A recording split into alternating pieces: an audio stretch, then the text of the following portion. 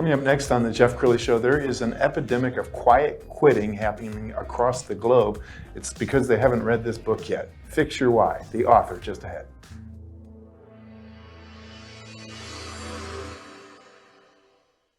Many are predicting that the worst is yet to come, which is unfortunate, said one person here. Until now, they've enjoyed the reputation of being the nation's icebox. Watched a burglar in his home this morning by webcam. As a journalist of over 25 years, stories are what make my world turn. Reporting live from the Dallas newsroom tonight, Jeff Crilley, Fox 4 News. But in 2008, I took the jump from my familiar life and started a PR firm from my home. We're talking about anyone with a camcorder like the one I'm using becomes a television network. We started slowly growing the company, and we now have over 100 clients, and we've branched into the world of live digital broadcasting. I now own 8 different TV studios and have a huge team. And the stories that I now get to share are sometimes the most important of my life. Life has a funny way of coming around full circle. This is the Jeff Crilley Show. So as you saw in that open, I did TV news for 25 years, and I got to a place where I was just languishing. I wasn't fulfilled. That's because I didn't fix my why. I had to, and I quit, and I have on set today Billy Ryan, the author of Fix Your Why. I love the title, by the way. Thank you. How did you come up with that? Well, I have to give my publisher, Michelle Robinson, a lot of credit for that. It was not the original title of my book, but the content of the book is really focused on helping people live a better life. And Fix Your Why is something that grabs people's attention, and it helps me focus the content that I can give people. Tell everybody a little about your background so that they know of the credibility that you bring to this book. Great, thanks. Grew up in the home building business. My father and mother founded a company in '58. I started working in the business when I was 10. Doing whatever I could. I was probably a nuisance to my dad a little bit. But every summer I'd find a job to do. It helped me make some money, but also was something that I loved to do. After a year of law school, joined the company full time and did various things. I had a degree in accounting from the University of Notre Dame, so I started there, which was kind of interesting because I didn't really want to be an accountant. Turned out to be a great experience. I computerized the business, learned the value of my accounting degree. Came back to the business, started one of my own companies, and then came back to the business in '89 in a sales and marketing role. Grew the business from 500 homes to 1,500 homes. Wow. In 2 years. Yeah, I was in a builder group with some senior guys from the industry, and they all told me I couldn't do what I was doing, but I was doing it. I wasn't focused on that kind of growth. I was focused on what I think was doing things the right way, but I had a very strong why and maybe a little bit of a chip on my shoulder. Mm-hmm. We're going to put the book cover up on the screen so you can see it's a beautiful cover. And I think sometimes you can judge a book by its cover. So let's talk about quiet quitting, because we have this, epidemic of young people mostly who get to a point where they don't have a why. And so rather than just quit, the Johnny Paycheck song, take this job and shove it, they languish. They just continue to show up and get a check, but they're just doing the minimum to get by. Does your book address that? Well, sure. It actually encourages people to think about why they're doing what they're doing. If you're not passionate about what you're doing, I can't even conceive of quiet quitting. To be in a position, to be in a job, to be in a role where I wasn't passionate about what I was doing, I didn't feel like I had an opportunity to be the best that I could be, I wouldn't stay in that role. Outstanding. Well, as I was doing homework for the show, I found a nice little sizzle reel. Let's go ahead and roll that now. If I asked you what your why is, do you know what it is?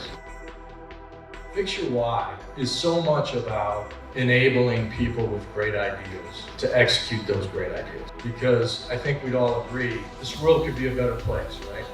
But I wanted a life of significance where I wasn't trying to prove anything to anybody, but I was trying to make a contribution to the world. The first step when you want to fix your why is to seek change. It might be change in the way your company operates. It might be change in the products that you create, in the way that you compete in the marketplace, in the ways that you can enrich your own life and feel more fulfilled. I believe that every emotion we have is preceded by a thought. I believe intention is everything, very powerful. We can make the choice in every moment to live the life of our dreams. But we have to know what that means. We have to know what that dream is. We have to be committed to it. When you know your why, it's not about affirmation from the outside. It's about you feeling some peace inside of you, loving what you're doing, being willing to work hard for it, but understanding that you're making a difference in that run of significant high achievement with my family's business. But there was a force bigger than me helping me get there. So I believe in the saying that God helps those who help themselves. I think it is up to us to take responsibility for everything that happens in our life.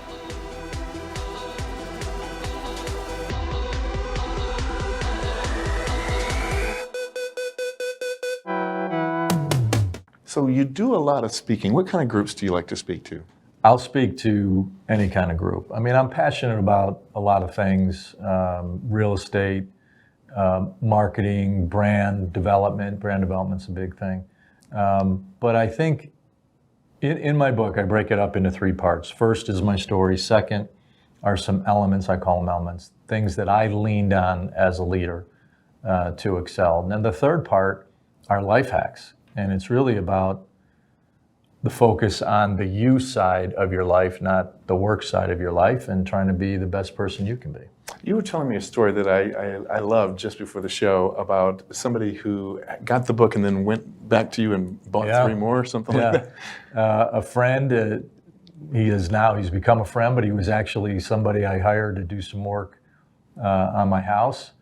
And he saw my book. I signed the book, gave him a copy, went home, started reading it right away. I mean, here's a guy that's very passionate about what he's doing and wants to be the best that he could be. Was so much loving the book that he came back and bought 4 more copies for the people that he works for. Yeah, and I think it has to be must-read book for all owners of businesses and managers of businesses, because if you're not addressing the why of the employees, they have to know that you stand for something more than the almighty dollar.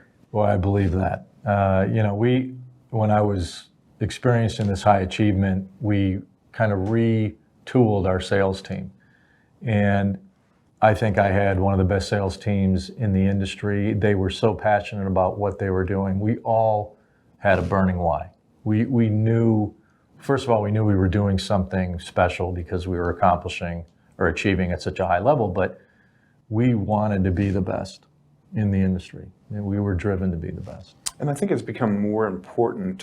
When I grew up, I'm like the tail end of the baby boomers, and when I was growing up, it was like, hey, life is not a bowl of cherries, kid. Suck it up, pay your dues. And these days, kids are coming right out of college saying, okay, what do you stand for? Why should I work for you? Yeah, I don't know that we've done a good job explaining that life does come with challenges. And so when there's a little bit of a headwind, maybe it's in your job role or whatever, the younger generation seems to just say, "Oh, I'm not enjoying this," as if we created this company to give them something to do, and yet at the same time you have to respect their need to want to be inspired in what they're doing. But it takes both sides. You as a leader, you want to inspire people, but you hope that you've hired people that want to be the best at what they're doing. Absolutely. We got some pictures off of your Facebook of you out speaking and promoting the book. And does it give you joy to go out and connect with people? I love it. They say that he who teaches learns twice. I love learning, and when I get a chance to speak, I hone my message. But I've also met some fantastic people that ask really important questions, which again, I think we're all Well, I hope we're all seeking, answers to the bigger questions, and so I always welcome the opportunity to be challenged. Let's give some advice to bosses, because I know there's a lot of bosses out there that think they can paint a slogan on the break room wall, and that gives people a why. It's more than a slogan. It's much more than a slogan. And, being a leader, you can look at leader as the person in charge and the person that has power, and that's certainly true. That was never my leadership model. My leadership model was about, again, achieving greatness. You can't do it alone, so you need other people to do it. I wanted to inspire people. The more I could inspire people, the more that they could, lift the company together with me, not just follow my orders. So I think it's critical as a leader that you value the people that are on your team, and you treat them with respect, but you also collaborate. And collaboration is, to me, it's a wonderful word, because it's the idea of the round table, not someone who sits at the head of the table barking orders. Yeah, I love that. We're almost out of time, so give us some final thoughts. What would you like to leave people with? Oh gosh, anything's possible. I think I believe completely about we have the ability to make the choices to live the life we want to live. It's totally in our power. We have to dream anchored to where we are, so there's got to be a sense of reality of place, but I think, I believe in creativity and innovation, and anything's possible. Outstanding. The great Billy Ryan. We're going to end with the website, which is fixyourwhy.com. Thank you so much for coming on the show. Thanks, Jeff. That's it for now. We'll see you next time.